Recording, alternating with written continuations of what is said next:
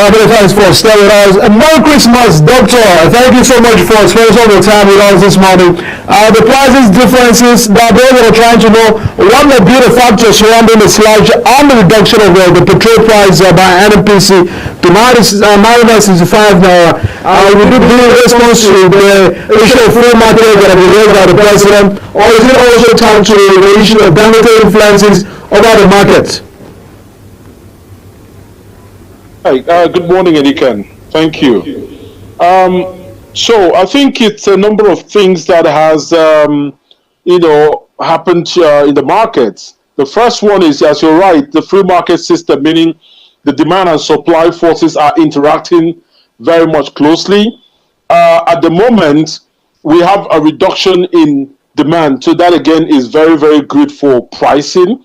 At the moment as well, we also have a system where the major oil marketers are able to benchmark their pricing with the Dangote Refinery from the fact that they also have people that are able to bring in imported PMS, and they're offering favorable terms. At the moment, let me tell you what's going on. Before now, we used to have the pricing of PMS being from the internationals. It was above 1,000 for the landing cost.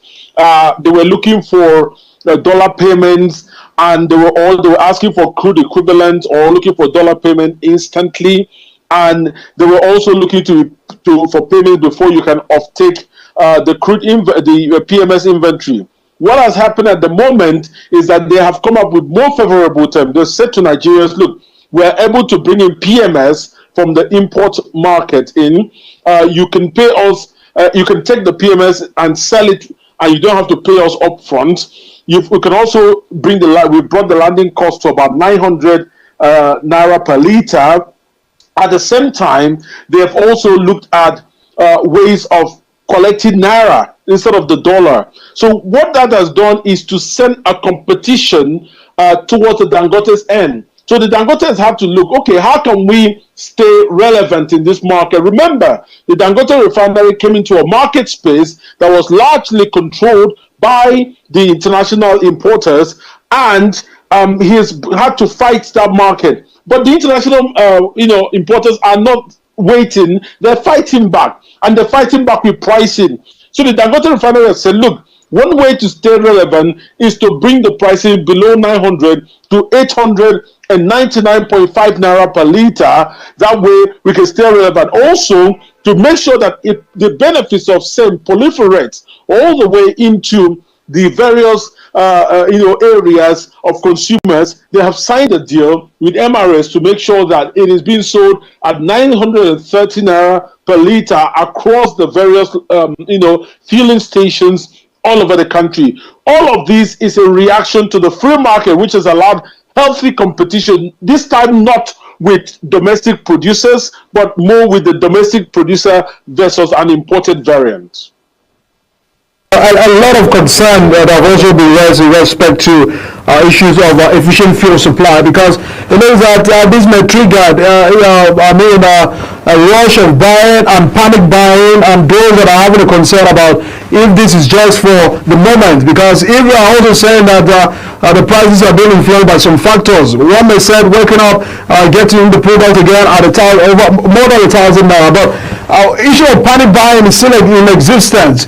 Does it mean that there's a hope that things will be sustaining towards this, the prices will be reducing drastically, or does it look that even the free market space we may have the prices skyrocketed by one factor or the other?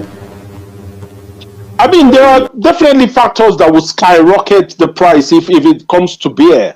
Factors like the exchange rate going haywire will skyrocket the price, because remember, the transaction is done in naira, done in dollars but settled in naira. That could skyrocket, and if the oil prices go up. But from a supply standpoint, one other factor is premised on the crude for naira deal. If we do not get the adequate quantity at the crude for naira deal, to be able to, refine domestically and consume, that's a problem. And the reason is this: the crude for naira deal has several benefits. The benefit is because we do not have to talk about the logistics costs. We do not have to talk about the middleman cost. We do not have to talk about the insurance cost, which constitute 25% of the overall cost. Hence, the Dangote Refinery can pass the savings on to the to the users. What has happened in the import variant is that those importers are going on to buy cheaper forms of crude, much cheaper than the WTI variant, much cheaper than the Bonilla variant, like the Venezuelan crude, which they use then to refine and end up with PMS from a cheaper crude feedstock, but still PMS. Now the Dangote's leverage is having the crude for Naira deal, which, as I said earlier, saves him about 25% of the bulk cost, and that way he can pass that savings on to Nigerians. So, based on the fact that the exchange rate stays relatively stable, based on the fact that we continue the crude for Naira deal, based on the fact that the crude oil prices do not hike significantly, we can expect the supply and the pricing to stay relatively stable. And if we have more competition from the importers, we can expect Dangote to refine and fine-tune its operations to get us to a point where we are supplying the same quantity of crude, or PMS rather, but at a more cheaper cost.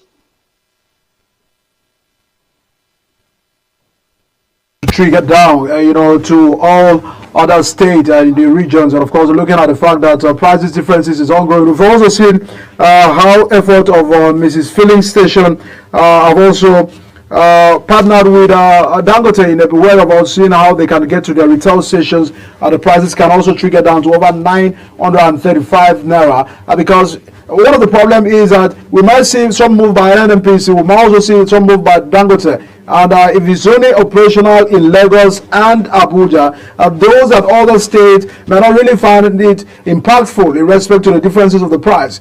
Do you feel that other stations, away from the NPC retail stations, can queue behind all of these market differences at the long run? Absolutely, Edikan, it's going on. For the first time in many months in Akwa Ibom State, where I come from, I was told that fuel is selling at about 970 thereabout, and that's a good thing. That is even before we start having a lot of volume from the MRS filling station proliferate the entire country. So a lot of the suppliers are already reacting to the competition. Otherwise, they'll lose the market. So people all over the country are already reacting now. All over Akwa Ibom, we're having fuel selling below 1,000 for the most part. 970 if you plan your buying, if you do your buying plans and then you queue up early. So that's a good thing. Already, just by the agreement alone, a lot of suppliers are already reacting positively. And I expect the same to proliferate the market. And that is one of the best benefits of a free market system, meaning that there must be a willing buyer and a willing seller. If there is a willing seller having a price that no buyer is ready to buy because there's another competition, then of course, there's no one that's going to buy. So everyone is going to adapt to make sure that it's a willing buyer, willing seller situation where the price is determined, the equilibrium price is determined by an interaction between an elastic demand and elastic supply. In respect to transportation costs, because this is a unitized season, a lot of people are making some travel. We've also seen effort of government slashing the transportation fare to some luxury transportation companies by 50%. It's not everywhere. Nigerians are still trying to keep behind and of course adapt to it. Traders at the market are also saying we are recording low sales due to issues of transportation costs. So how would all of this get to reflect on the daily transportation implications to Nigerians? It will take some time because again you can remember the two things. Most transportation providers are most likely going to deploy the wait and see approach to see, is this something that has come to stay or is it a fluke? That's the first thing. The second thing that you need to understand is that prices reflect immediately upwards, but they are sticky downwards. Meaning, if there's a price increase, it would go immediately and reflect naturally upwards, which is what we find psychologically from an economic standpoint. But when it is going downwards, it would be sticky because people are waiting to see. So based on that, we can expect a difference between maybe another 1 or 2 months. If everything stays the same, then there will be a downward review in the pricing of in the pricing of consumer products based on the transportation component, and there will also be a reduction in the transportation fare. But we need to understand that a lot of transportation providers are also learning lessons from the FX market, and sometimes they have found that if you react too quickly and review your prices too quickly, you might get beaten because the prices have not just settled to the point. So they're trying to watch, has the price settled, or is there more surprises that we can expect? President for 2025 saying that we are looking at targeting 1,500 to $1. Would that ease the pressure and would that stabilize transactions? Definitely, Deacon, that would ease the pressure because, again, as I said, at the moment, we're having reduced fuel at about 1,550. So if we go 50 points down to 1,500, that's even better. That means that we have a lot of wiggle room, and that means we can go on a sustainable path of reduction in pricing while keeping supply stable or even increasing supply. Of course, thank you so much, Dr. Wiz, a senior energy consultant and analyst. Thanks so much for sparing some of your Christmas morning with us here on the program. Thank you very much, Edikan, and Merry Christmas to you and Merry Christmas to your viewers. Happy New Year in advance. Thank you so much, Doctor.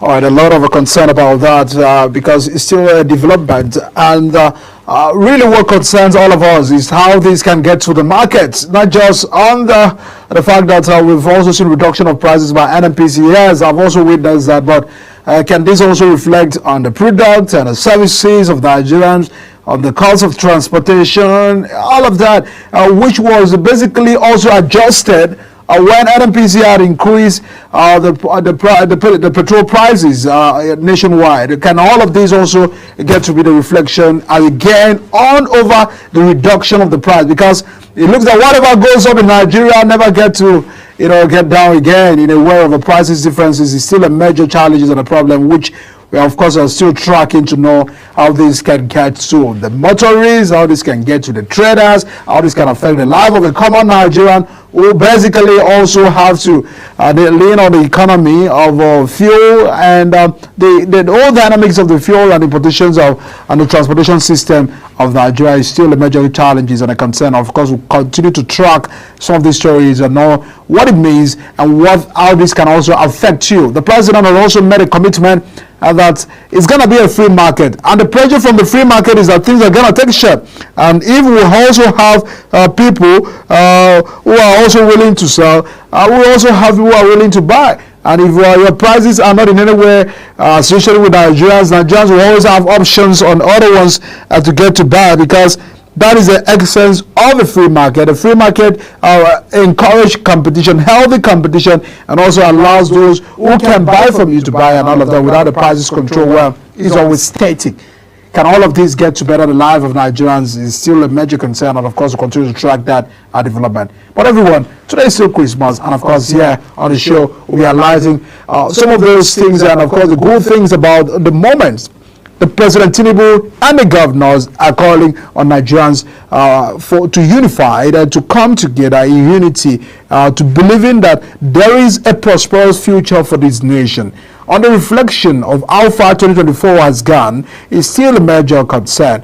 We'll also be looking at that, how as 2024 fare with Nigerians and the promises of the president, the resolutions of the president, that 2025 is very promising, that all of the economic indicators shows that things are gonna get working better than it is. Mr. President said, I understand your pains. I see what you're passing through. We appreciate all of your endurance and all of that, but it looks like 2025 things are gonna get better. We are targeting Naira to dollar at 1,500 to $1. We're also looking at reducing inflation by over 15%. We're also looking at improving our infrastructure. We're also looking at developing our healthcare system, agriculture for food production, their state of security, and also all of that. These are the words of the president in a way of the promising 2025. But for 2024, many Nigerians are only saying that it has been more of words, it has been more of promises